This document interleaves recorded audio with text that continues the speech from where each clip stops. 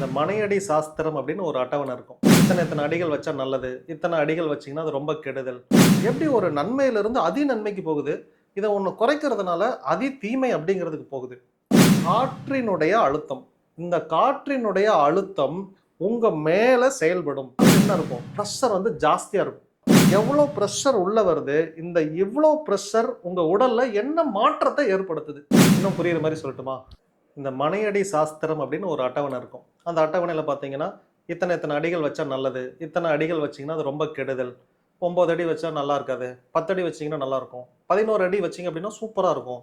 இயல்பாக நமக்கு ஒரு டவுட் என்னன்னா, 10 அடிக்கும் 11 அடிக்கும் பெருசாக ஒரு வித்தியாசம் இல்லை, ஒரு அடி தான். இந்த ஒரு அடி ஹைட் ஏற்றுறதுனால, இல்லை ரூமோட சைஸ் 10க்கு 10ன்னு வைக்கிறது, 11க்கு 11 வைக்கிறதுனால எப்படி ஒரு நன்மையிலிருந்து அதி நன்மைக்கு போகுது, இதை ஒன்று குறைக்கிறதுனால அதி தீமை அப்படிங்கிறதுக்கு போகுது. அப்போ இதை நம்பினீங்க அப்படின்னா இதில் என்னமோ இருக்குது. அந்த என்னமோ இருக்கிறது என்ன அப்படிங்கிறத பார்க்க போகிறோம். ஓகே, இதுக்கு என்ன காரணம் அப்படின்னா அழுத்தம் தான் காரணம்.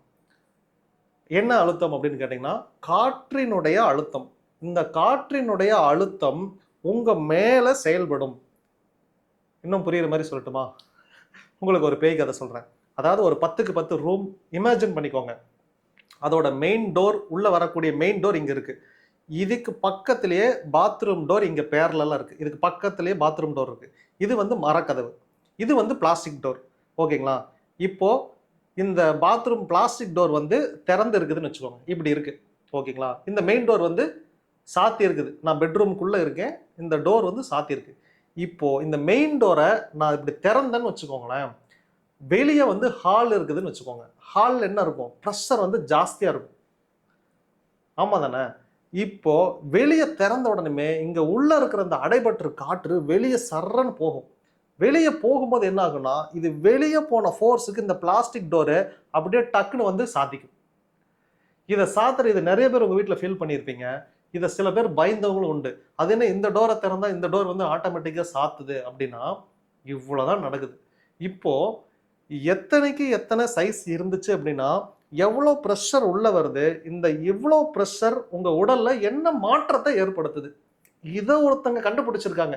அதை கண்டுபிடிச்சு இதை நீங்க ரெகுலரா இதே டெம்பரேச்சருக்குள்ள, இதே ப்ரெஷருக்குள்ள நீங்க இருக்கும்போது உங்க உடல் இந்த மாதிரியா பாதிக்கப்படுது அப்படின்னு ஒருத்தங்க கண்டுபிடிச்சிருக்காங்க.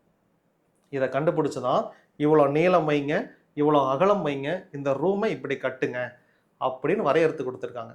நீங்க வெப்பமா இருக்கட்டும், வெப்பத்தை நீங்க உதாரணமா வச்சுக்கோங்க. வெப்பத்தினுடைய தன்மை என்ன அப்படின்னா, வெப்பம் உயர்ந்த பகுதியில இருந்து தாழ்வான பகுதிக்கு பாய்ந்து ஓடுமா.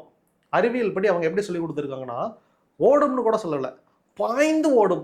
அப்ப எல்லாமே எங்க அழுத்தம் அதிகமா இருக்கோ அங்க இருந்து அழுத்தம் குறைவா இருக்கிற பகுதிக்கு ஃபாஸ்டா மூவ் ஆகும். அப்படி மூவ் ஆகும்போது உங்க உடல் மீது ஏற்படக்கூடிய மாற்றம் தான் மனையடி சாஸ்திரம்.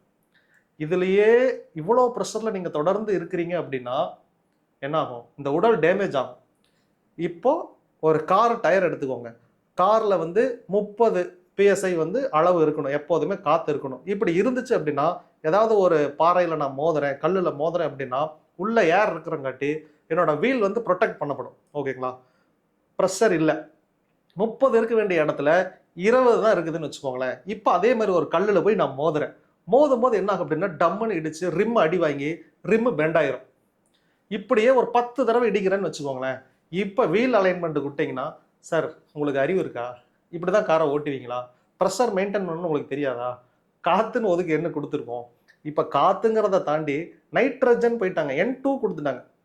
N2 வரைக்கும் நாங்கள் கொடுக்குறோமே, இதெல்லாம் உங்களுக்கு படிச்சிருக்கீங்களா அப்படின்னு சொல்லுவாங்க. அதை சயின்ஸ் ரீதியாக அவங்க சொல்றாங்க, நம்ம புரிஞ்சுக்கிறோம். இதே அளவுக்கு ப்ரெஷர் தான் உங்க ரூம்லையும் உருவாகும். இது உங்க உடல் மேல கண்டிப்பா ஒரு மாற்றத்தை ஏற்படுத்தும். மனையடி சாஸ்திரம் உண்மை, இதில் இருக்கக்கூடிய அளவீடுகள் உண்மை. கண்ணுக்கே தெரியாத இந்த மாற்றங்கள்லாம் இந்த ஜோதிடத்தையும் இந்து தர்மத்தையும் இந்த சாஸ்திரத்தையும் இவர்கள் சொல்லிக் கொடுத்த ஐதீகத்தையும் நீங்க புரிஞ்சுக்கணும் அப்படின்னா இது எல்லாமே கடவுள் மாதிரி. உண்மையாலுமே உங்களுக்கு புரியாது. இதை நம்புறதை தவிர உங்களுக்கு வேற வழி இல்லை. வேணா ஒன்று பண்ணலாம், ஒரு 6 மாச காலம் இதை நம்பி இதில் இருக்கிற எல்லாமே செஞ்சு ஒரு வாழ்க்கை வாழுங்க. அடுத்த 6 மாச காலம் இதுக்கு அப்படியே நேர் உல்டாவா பண்ணுங்க. இந்த 6 மாச காலம் நீங்க எப்படி ஹெல்த்தியா இருந்தீங்க, அந்த 6 மாச காலம் நீங்க எப்படி ஹெல்த்தியா இருந்தீங்க அப்படின்னு ஒரு சார்ட் போட்டு உங்களுக்கு நீங்களே வரையறுத்து இதை நம்பலாமா வேணாமான்னு முடிவு எடுத்துக்கோங்க. யார் சொல்றதையும் கேட்காதீங்க. என்னைக்குமே எப்பொருள் யார் யார் வாய் கேட்பினும் அப்பொருள் மெய்ப்பொருள் காண்பது அறிவு அப்படின்ட்டார். ஏன்னா நீங்களே செல்ஃபா டெஸ்ட் பண்ணி ஒரு டெசிஷன் எடுத்துட்டீங்கன்னா, இப்ப இன்னொருத்தங்க வந்து ஒரு கதை சொல்லி உங்களை டைவர்ட் பண்ணும்போது, இல்ல இது இதனால தான் எனக்கு ஆல்ரெடி தெரியும், அதனால நீங்க என்னை ஏமாத்தாதீங்க அப்படின்னு நீங்க தெளிவா பதில் சொல்ல முடியும்.